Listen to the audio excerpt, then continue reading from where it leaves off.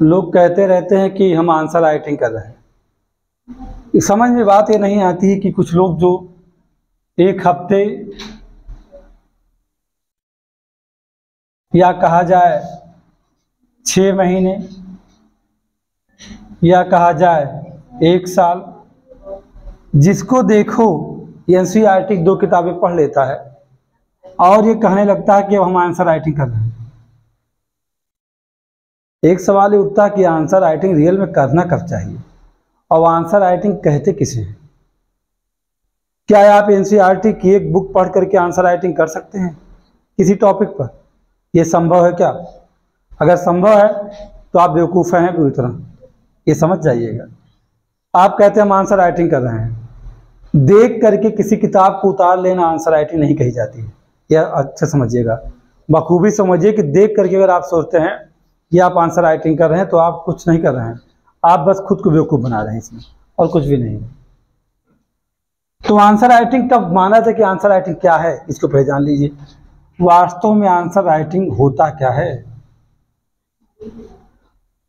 आप पहले किस पड़ाव पे होना चाहिए आपको? यदि आपने सिलेबस को सही से समझा हो, यहाँ किसी भी एग्जाम की बात मैं करूं, चाहे आप यूपीएससी की बात करो और चाहे आप यूपीपीसीएस की बात करो या किसी भी स्टेट एग्जाम की बात करिए, जितने भी स्टेट पीसीएस के एग्जाम होते हैं कहीं की आप बात करेंगे तो किसी भी एग्जाम के पहले आपको सिलेबस पता होना चाहिए। सबसे खास बात है कि तैयारी करने वाले बच्चों में जो आंसर राइटिंग गाना गाते हैं, वो 90% बच्चे ऐसे होते हैं जिन्हें सिलेबस याद ही नहीं होता है। अभी उनसे पूछा जाए कि GS1, GS2, GS3, GS4, उन GS के चारों पेपर, यूपी की बात किया जाए तो हाँ स्पेशल अपना है यूपी, GS5, GS6 भी है। यूपीएससी जाओगे तो हाँ GS के 4 पेपर आपके लगे हुए हैं, बाकी आपका एक ऑप्शनल पेपर है। उनसे कहिए यार सिलेबस बताइए तो कहेंगे सिलेबस तो मुझे पता ही नहीं है। और बात करते हैं किसकी? आंसर राइटिंग की। किसकी आंसर राइटिंग कर रहे हैं भाई? तो पहला पड़ाव क्या होता है कि हमें सिलेबस पता हो। सिलेबस पता हो और उससे संबद्ध होते हुए हमारे पास बुक्स हो, यानी कहने का मेरा मतलब हमारे पास संसाधन हो। अगर मेरे पास संसाधन है तो उसे हमें क्या करना होगा? रीड करना होगा। उसे रीड करिए, एक बार नहीं 10 बार कम से कम रीड करिए। कितनी बार? 10 टाइम उसकी रीडिंग करोगे और पूरी बुक को रीडिंग नहीं करोगे। जितना आपके पहले पाठ्यक्रम को आप देखिए और रटिए, समझिए, पाठ्यक्रम को तोड़िए, सिलेबस को, और तोड़ने के बाद उस बुक्स में जाइए, ढूंढिए कि क्या ऐसा है जो आपको पढ़ना है। अगर आप चाहते और भी आसान बनाना चाहते हैं तो आप प्रीवियस ईयर पेपर का सहारा ले लीजिए। प्रीवियस ईयर क्वेश्चन जो होते हैं प्री मेन सबके, उनके सहारे भी आप उस सिलेबस दोनों को आप कवर करिए। यानी सिलेबस पता हो, प्रीवियस ईयर का पेपर आपके पास हो, चाहे प्री की बात किया जाए और चाहे मेंस की बात किया जाए। अगर आपने दोनों बातों को समझा है, अब आप बुक्स को 10 टाइम रीडिंग करिए। रीडिंग करने के बाद 2-3 बार जब आप पढ़ लेते हैं बुक्स को, 2-3 बार तक पढ़ने तक किताब में कहीं भी टिक नहीं करना चाहिए। उसके बाद जब आप 4-5 बार पढ़ते हैं किसी बुक को, मतलब 4 टाइम आप पढ़ लिए हैं, तो आपको अधिकतम बातें इस बुक में हर पेज पे लगभग याद रहती हैं। अब जो बातें नहीं याद हैं या बहुत इंपॉर्टेंट हो रही हैं, उन्हें आप हाईलाइट कर लीजिए या अंडरलाइन कर लीजिए, जो आपके सुटेबल वो करिए आप। अब उसी के जब आप उसको हाईलाइट कर रहे थे तभी आपको अब उस बुक से नोट्स बनाना चाहिए। जो बातें आपको याद नहीं रहनी, चाहे प्री संबद्ध हो और चाहे मेन से संबद्ध हो, याद नहीं है तो उनका नोट्स बनाइए। और नोट्स भी अधिक पेज का नहीं होना चाहिए। जैसे GS1 का आप नोट्स बना रहे हैं तो आप नोट्स 50 पेज से अधिक बन रहा है, तो इसका मतलब है कि अभी आप उस लायक ही नहीं है कि आंसर राइटिंग कर सकें। जब तक GS1 की बात मैं कर रहा हूं, अगर GS1 का नोट्स 50 पेज में बनाने की कुव्वत नहीं रखते हो तो आप आंसर राइटिंग करने के अधिकार खो चुके हैं। ऐसा अधिकार अब तक आपको मिला ही नहीं है। आंसर राइटिंग का अधिकार कब मिलता है? जब हम किसी टॉपिक को पढ़ने के बाद, पूरे एक चैप्टर को पढ़ने के बाद, उस चैप्टर को क्या समराइज करके उसे हम कहाँ ले आ सकते हैं? 1/3 कर दे उठा करके, तो आप समझिएगा सारे कंटेंट को 1/3 करने की कैपेसिटी आपके पास है, तभी 50 पेज में आपका नोट्स रेडी होगा, अन्यथा रेडी नहीं होगा।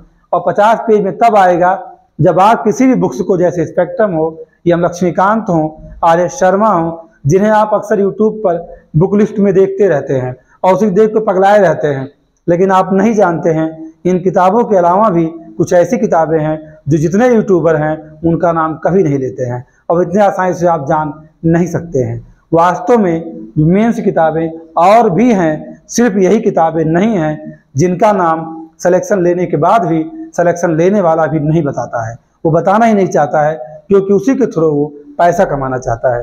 वो यूट्यूब पर उन्हीं का मैटर अब सप्लाई करता है, आपको पीडीएफ देता है, अब आप पैसा पे करते हैं उसको। इस बुक का नाम नहीं बताएगा। यूट्यूब पर जो भी बुक लिस्ट आती है उसका काला सच कभी सामने आएगा, घबराइए नहीं आप, कभी न कभी जरूर आएगा। तो यदि आप कंसाइज नहीं कर पाते हैं तो ये समझिएगा कि फिर आप आंसर राइटिंग करने के अधिकारी नहीं हैं। तो कहेंगे सर ऐसा क्यों? ऐसा मैं इसलिए कह रहा हूं, जब किसी मैटर को आप हूबहू उतार रहे हैं, यानी हूबहू देख के लिख ले रहे हैं, तो कैसे आंसर राइटिंग हो रही भाई? वो ऐसा कुछ नहीं। आंसर राइटिंग वास्तव में क्या है? हमारा विचार है। किसका विचार है? ये मेरा विचार है। हमने जिस टॉपिक को पढ़ा है उस पर मेरे अपने विचार क्या हैं, उन्हें मेरी अपनी अभिव्यक्ति क्या है, यानी विचार अभिव्यक्ति हमारी क्या है उसको लेकर के। जैसे कि आपसे कहा जाता है कि क्षेत्रवाद क्या है, तो क्षेत्रवाद की भी लंबी चौड़ी परिभाषा किताबों में दी गई है। आप उसी को लिखना चाहोगे ना तो 125 शब्द 150 शब्द तो खाली उसका अवधारणा हो जाएगा। ये कैसे ना, यानी उसे हम जब 10 टाइम पढ़ते हैं तो हमारी भाषा में आती है, और जब हम 50 पेज का नोट्स बनाते हैं तो एक लाइन में कहते हैं, एक लाइन में क्षेत्रवाद की परिभाषा का लाने की आप में क्षमता है, तब समझिएगा कि आप आंसर राइटिंग कर सकते हो। नहीं, खुद को बेवकूफ मत बनाओ, कोई और काम करो, सिविल छोड़ दो, इतना समझना बस। मेरी बातें समझ नेगेटिव नहीं है, ये पॉजिटिव है। अगर नहीं कर सकते हो तो सिविल की तरफ मत जाओ, गलती मत जाओ, आपको खा जाएगा वो। अगर आप लापरवाही करते हो, मजाक बनाना चाहते हो तो खत्म कर देगा। जैसे क्षेत्रवाद है, आपने पढ़ा, किसी बुक को पढ़ा, बुक का नाम नहीं बताऊंगा, बिल्कुल नहीं बताऊंगा, कहाँ क्षेत्रवाद मिलेगा, किस किताब में है, नहीं बताना है मुझे, ये जानिएगा। आप ढूंढते रहिए, क्योंकि मुझे आपसे पैसा नहीं कमाना है, किताब का नाम नहीं बताऊंगा, तो अच्छे से जानिएगा कौन सी बुक में कहाँ मिलेगा क्षेत्रवाद, जो सीधी सी बात है। तो क्षेत्रवाद को एक लाइन में हमें लाना है, बहुत लंबी सी लाइन है। वो लंबी सी लाइन का जो लगभग 1 पेज में लोगों का विचार है, उसको बस मात्र आप एक लाइन में अपनी बात कहिए। एक लाइन में कहने के लिए आपको उस पेज को कम से कम 5 से 6 बार, मैं 10 बार नहीं कह सकता हूँ, हो सकता है आपको 2 ही 3 बार में समझ में आ जाए, 5-6 बार में आप इस बात को जान जाएंगे कि किसी विशेष क्षेत्र में किसी की विशेष भावना ही क्षेत्रवाद है। बस फिनिश। अगर यहाँ तक नहीं पहुँच सकते हो तो गड़बड़ है मामला। आंसर राइटिंग मत करना, गलती मत करना आंसर राइटिंग करने का। किसी देख के अपना दीदा मत छौंकना, नहीं छौंक दिए जाओगे अच्छे से, जो है वो है। तो आंसर, अब क्या किसी विशेष क्षेत्र से आपकी भावना का जुड़ाव ही क्षेत्रवाद है, ये लाइन आप कह सकते हैं। और छोटा करना हो, जो विशेष क्षेत्र आपसे संबद्ध है उससे आपका असीमित लगाव ही क्षेत्रवाद है। बस जितना कम कर सुनना चाहो। अभी इसे 3 से 4 शब्दों में किया जा सकता है। अभी मैं लाइन की बात कर रहा हूं। ये 50 पेज का नोट्स जब तक आप जीएस का नहीं बना लेंगे तब तक आप सिलेक्शन नहीं पाएंगे, नहीं पाएंगे, नहीं पाएंगे। आप एसडीएम नहीं बन सकते हैं, ना ही आप आईएएस बन सकते हैं, ना आईपीएस बन सकते हैं। जीएस के जितने पेपर हैं उनके अधिकतम अगर बात किया जाए तो 50 में 60 पेज कर दे रहा हूं। इसके ऊपर का नोट्स नहीं बनता है। आप कहें कैसे इतिहास का उसमें है, जीएसएन में इतिहास है, भूगोल भी है और भारतीय समाज भी है, ये सर कैसे होगा? उसमें विश्व इतिहास भी है। ऐसे ही होगा। विश्व इतिहास को मात्र 4 पेज में ही बनना है। अगर नहीं बना पा रहे हो तो अभी एसडीएम बनने के लायक नहीं हो, पहले उस लायक बनने की कोशिश करो। ये आज मैं कड़ी बातें बता रहा हूँ। आपको 4 पेज बनाने का क्षमता ये तब होगा बेटा जब आप किसी कोचिंग या किसी के मार्गदर्शन में रहते हुए आप बुक्स को पढ़ोगे और सॉर्ट करोगे। अब उसे सॉर्ट करने के लिए जब आपने पढ़ा था और 50 पेज में आपका नोट्स आ चुका है, तब आप क्या शुरू करोगे? अब शुरू होता है आपका क्या, आंसर राइटिंग प्रैक्टिस, यानी आंसर राइटिंग का अभ्यास शुरू होगा। इसके पहले मत शुरू करना। किसी को देख के क्यों लिखते हो? क्या एग्जाम में सब याद रहेगा देख के तुम लिख के आओगे? ये संभव नहीं है। 50 पेज का नोट्स रहेगा आपके हाथों में।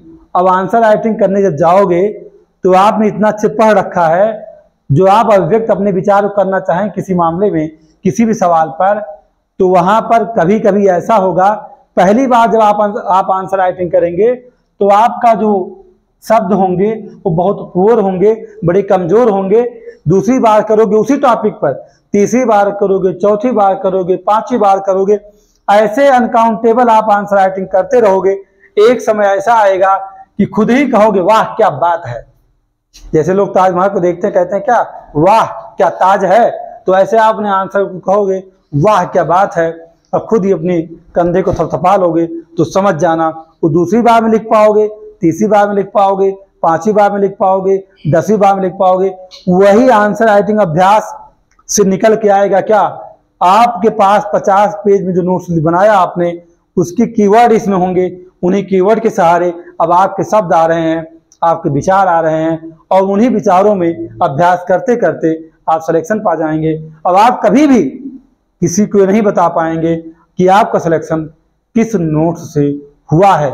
इसीलिए जो सेलेक्ट हुआ है उससे पूछो कि ईमानदारी से बता दे कि कितना नोट्स पढ़ करके वो सिलेक्शन लिया है। अगर वो ऐसा कहता है कि मैंने इतना नोट्स बनाया था, इसी में सिलेक्शन हुआ है, तो उससे कह दो भैया मुझे 2-4 लाख ले करके नोट्स दे दो, हम कॉपी करवा लें, वही आप भी रट्टा मार के लिख दो, नहीं सिलेक्शन पाओगे। क्योंकि आप में समझ नहीं, जो मैंने बताया है कि पढ़ाओ आंसर राइटिंग ये है, आंसर राइटिंग का अभ्यास है। कोई दीदा छौंकने का शौक नहीं, आके छौंक लगा दिए हो गया पनीर तैयार कर लेंगे, ऐसा कुछ नहीं है। आंसर राइटिंग तब होती है जब आप पहले बुक्स को रीड किए हों, उस सब्जेक्ट की समझ हो, क्षेत्रवाद हो या चाहे प्लासी, चाहे मुगल साम्राज्य का विघटन हो, कैसे हुआ है पहले वो तो समझो। पूरी कहानी पढ़ने के बाद सोचो कि 4 लाइन में ऐसा क्या है जो मैं कह दूं मुगल साम्राज्य का विघटन खत्म हो जाए। ब्रिटिश हुकूमत भारत में स्थापित हो रही है, क्या प्लासी उसका प्रारंभ है या अंत है? 2 लाइन में अगर कहने की बात रखते हो क्षमता, तो उसी को तो याद व्याख्यायित करना है आपको। वही 50 पेज में नोट्स कीवर्ड बनाओगे, उसी को एक्सप्लेन करोगे। जितना अच्छा एक्सप्लेन करोगे उतना ही अच्छा नंबर पाओगे, उतनी ही रैंक अच्छी आएगी। रैंक अच्छी आएगी तो आपका मनचाहा पद आपको मिल जाएगा, अन्यथा मिलेगा नहीं। तो ये जो आंसर राइटिंग चिल्लाते रहते हो ना, इस भ्रम से बाहर निकलो। किसी के देख करके आंसर राइटिंग नहीं करो। आप में जिस दिन 50 page GS1, GS2, GS3, GS4, GS5, GS6, खासकर यूपी के लिए आपने 50-50 पेज का नोट्स बना लिया, तो मैं गारंटी लेता हूं कि आप SDM बनोगे। बशर्ते आप बनाइए स्वयं, 100% गारंटी मेरी है, आपको SDM बनने से कोई रोक नहीं सकता है। आप सिलेक्शन पाएंगे तुम कंफर्म है।